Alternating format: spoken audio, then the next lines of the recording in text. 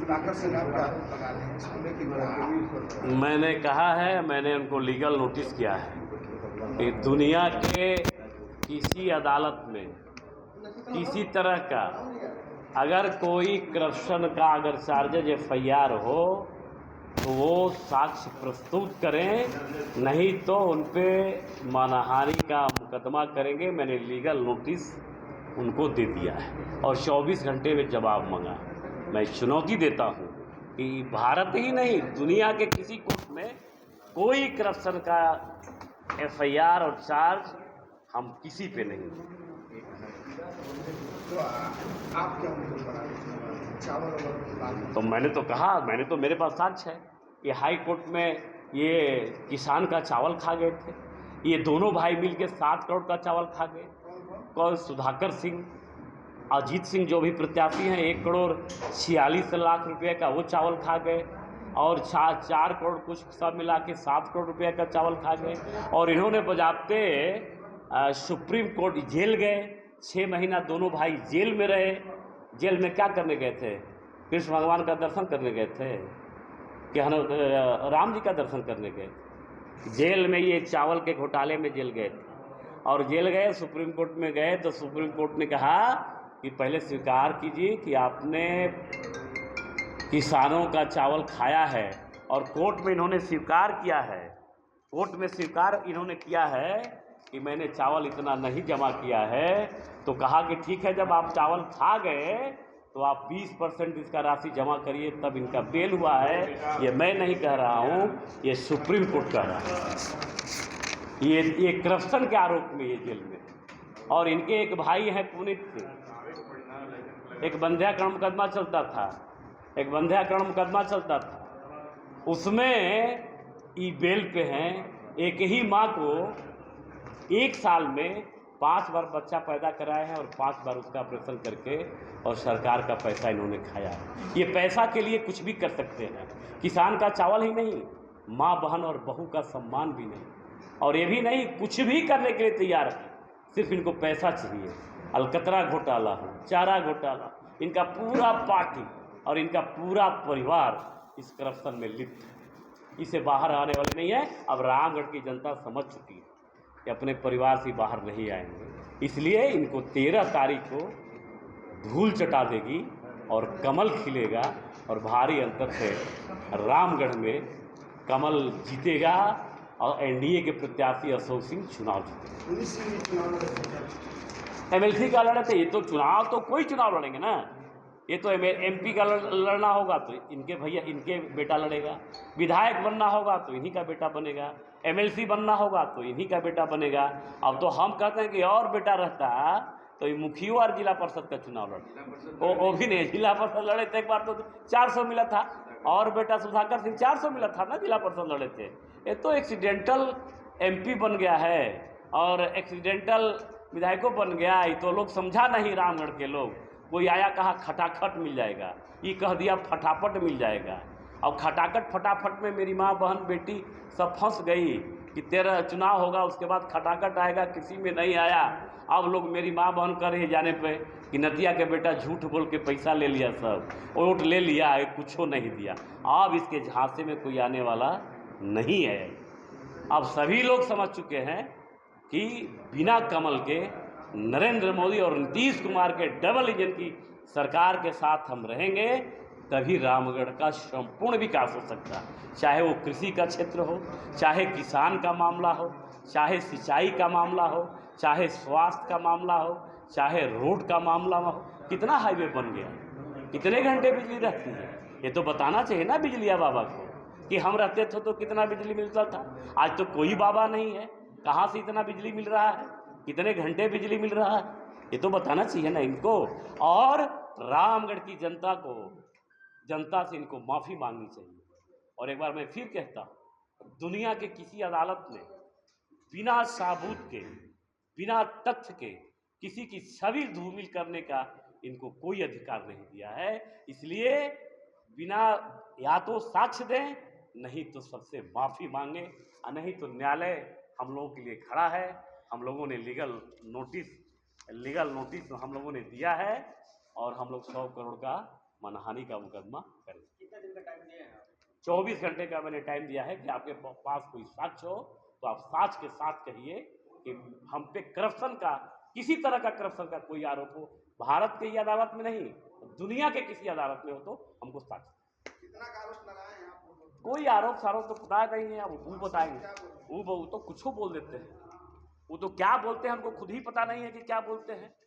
कभी नीतीश जी को बोलने लगते हैं, कभी नरेंद्र मोदी को बोलने लगते हैं। अब लालू जी की लालू चालीसा पढ़ते हैं, तेजस्वी चालीसा पढ़ते हैं। अब बताइए, सब बिहार जान गया कि लालू जी अपने बेटे के लिए क्या नहीं किए। बेचारा चारा चुराया, चारा चुरा के जेल गए, बेटा को सोचे कि इंग्लैंड अमेरिका भेज के पढ़ा देंगे, लेकिन बेटा 9वीं फेल, पढ़वे नहीं किया। अब उसी पैटर्न पे लालू जी के चूंकि परिवार से हैं, उसी पैटर्न पे जगदा चा अब ठेल रहे हैं, कहीं कहीं एक्सीडेंट में हो जा रहे हैं। लेकिन अब रामगढ़ की जनता समझ चुकी है कि जो भी बोलते हैं वो झूठ बोलते हैं, बिना आधार के बोलते हैं, बिना सबूत के बोलते हैं। इनकी मानसिक संतुलन खराब हो गई है, ये हार रहे हैं। हार का ये कारण है, इनकी जमीन घिसक गई है, जमीर भी घिसक गई है। इसके कारण हताशा में अलाप प्रलाप ही प्रलाप कर रहे हैं, अनाप शनाप प्रलाप कर रहे हैं, क्या बोले खुद पता नहीं है। और आपके चैनल के माध्यम से अपील भी करेंगे कि ऐसे बहेलियों से जो जाल बिछाएगा, दाना डालेगा, लेकिन मेरे भाई फंसना नहीं है।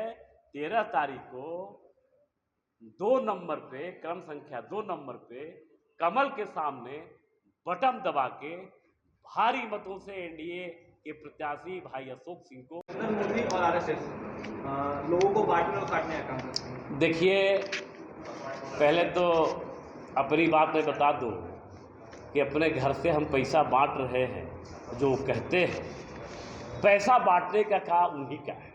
ये पब्लिक परसेप्शन में है। रामगढ़ में, रामगढ़ को कलंकित किया है सुधाकर ने। मैं दावे के साथ कहता हूँ, रामगढ़ की एक एक जनता से पूछ लीजिए, रामगढ़ रियली उपजाऊ, राजनीतिक रूप से उपजाऊ भूमि थी। अगर पैसा का किसी ने पहले खेल किया है आज़ादी के 75 साल के बाद, उसका नाम है सुधाकर। कोई ऐसा घर नहीं है जहाँ दारू नहीं। कहता है कौन दारू दिया, तो सुधाकर भैया भिजवाया। सब दारू पी रहा है, सबका घर में पैसा बांट रहे हैं, सबके घर में सिगारेट, उल्टे कुल चोर कोतवाल को डांटे। ऐसा नहीं है, वो अपना बांटे। अब कुछ बांटने में नहीं। रही बात आरएसएस की और भारतीय जनता पार्टी की, तो भारतीय जनता पार्टी और आरएसएस राष्ट्र के लिए जीती है, राष्ट्र के लिए मरती है। और राष्ट्र को विश्व में विश्वगुरु बनाना चाहती है। देश के 140 करोड़ देशवासियों के लिए, उनके सुख दुख के लिए नरेंद्र भाई मोदी और आरएसएस दिन में जीते हैं और दिन में मरते हैं। उनके सपना देखते हैं, उनकी खुशहाली के लिए जीते हैं, उनके खुशहाली के लिए मरते हैं। ये देश आरएसएस और भारतीय जनता पार्टी सबका साथ, सबका विकास और सबके प्रयास के मूल मंत्र में आगे चल रही है। और सबको पता है देशवासियों को कि नरेंद्र मोदी के आने के पहले भारत की विश्व में स्थिति क्या थी, और नरेंद्र मोदी जब से प्रधानमंत्री बने हैं उसके बाद भारत की क्या स्थिति। अच्छा, आप कह रहे हैं कि रामगढ़ विधानसभा में सुधाकर सिंह दारू बांट रहे थे, आपकी सरकार है तो पुलिस क्या कर रही है? पकड़वा रहे हैं ना, कल नहीं मालूम है तो बता दें। अभी तो कल ही 1 इनोवा गाड़ी दारू पकड़वा है और कहीं भी पकड़ाएगा। सब हम लोग लगा दिए हैं, सारे जगह स्थिति है इनकी, सारे कुकर्मों का हम लोग सब अपने तरफ से भी हम लोग लगाए हैं, शासन भी लगवाई है। इस बार दारू और साड़ी और पैसे वाला खेल सुधाकर का नहीं चलने वाला है। दुर्गावती थाने में इनोवा खड़ी है, 1 इनोवा गाड़ी है, पता लगाइए किसका है। वो तो कह रहे हैं कि प्रशासन की गाड़ी से दारू भिजवाया जा रहा है। भाई मैंने कह दिया कि उनकी मानसिक स्थिति ठीक नहीं है। कब क्या बोलते हैं प्रशासन गाड़ी, एक प्रूफ नहीं, एक एविडेंस नहीं, कोई पकड़ाया नहीं, कहीं फोटो नहीं, और आप मीडिया के बंधु हैं, आपको भी पता नहीं, और बोले जा रहे हैं क्या क्या बोले जा रहे हैं। क्योंकि क्या है ना कि हार को पचा नहीं पा रहे हैं, उनकी जमीन खिसक गई है। इसीलिए मैंने कहा कि ज़्यादा उनकी स्थिति खराब हो जाएगी 13 तारीख के बाद, तो उनको एक बढ़िया हॉस्पिटल में अब दवा की स्थिति है। अब उनका हम लोग दवाई कराएंगे, उनका हम लोग पक्के रूप से इलाज कराएंगे और उनकी मानसिक स्थिति ठीक करेंगे। विधायिका ही विधायिका है, विधायिका कोई प्रोटेस्ट नहीं है। बिहार में अब पता नहीं पढ़े लिखे शायद लोग कहता है कि दिल्ली यूनिवर्सिटी से पढ़े हैं, अब उनको विधायिका की डिफिनीशन समझाना पड़े। धन्य है रामगढ़ की जनता और धन्य है रामगढ़ के हमारे सांसद साहब, जिनको ये पता नहीं है कि एमपी के आगे अरे उनका अलग कार्य क्षेत्र है, उनका अलग काम है और विधायक का अलग काम है। बिहार के हित के लिए जो नीति बनाता है, जो बिहार के गरीब के लिए नीति बनाता है, बिहार के विकास के लिए जो सोचता है विधायिका, वो अपना विधायक का काम है। इनका लोकसभा का काम है दिल्ली वाला। अच्छा, अब शहर में भी चल गए हैं, थोड़ा पटना से ज़्यादा वहाँ बढ़िया बढ़िया हॉस्पिटल भी है, तो ये सब थोड़ा उनको समझना होगा। और नहीं समझेंगे तो सब हम लोग उसका करवा रहे हैं, पढ़ाने का भी काम करेंगे, उनको किसी चीज़ को समझाने का भी काम करेंगे जो नई चीज़ समझ रहे हैं। अब आप लोग जानते हैं कि विधायक कोई महत्व नहीं है, तो भाई ये तो पता नहीं ये कौन वाले राजतंत्र वाले हैं। सही बात है, इनका तो सारा परिवार राजतंत्र वाला है, तो उनको राजतंत्र में विश्वास है। उनको विधायक से क्या मतलब, उनको प्रतिनिधि से क्या मतलब है? उनको सब कुछ अपने घर में चाहिए, राजा भी अपने घर में, मंत्री भी अपने घर में, और पानी भरने वाला भी अपने घर में, खाना बनाने वाला भी अपने घर में, और कोई प्रतिनिधि अपने घर में। उनको बाकी घर से कोई मतलब नहीं है। उनको क्या महत्व है विधायिका से? उनको तो बाबा साहब से पूछना चाहिए। और बाबा साहब आज अगर जिंदा रहते तो ऐसे सांसद पे क्या करते वो, उनकी आत्मा को कितना ठेस पहुंचा हो। जो बाबा साहब के संविधान को बनाए हुए जो इलेक्टेड बॉडी है, उनको कर रहे कि विधायक कोई मतलब नहीं।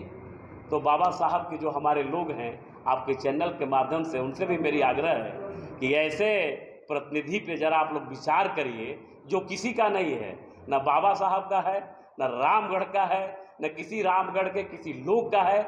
सिर्फ और सिर्फ लालू जी जैसे अपने परिवार के लिए, जगदानंद सिंह अपने परिवार के लिए। ये परिवार से बाहर जाने वाला नहीं है। लेकिन मैंने जो 1 महीना घुमा है, इसे लगता है कि रामगढ़ की जनता अब परिवारवाद से मुक्ति चाहती है। और देखिएगा 23 तारीख को कमल खिलेगा और भारी अंतर से कमल खिलेगा।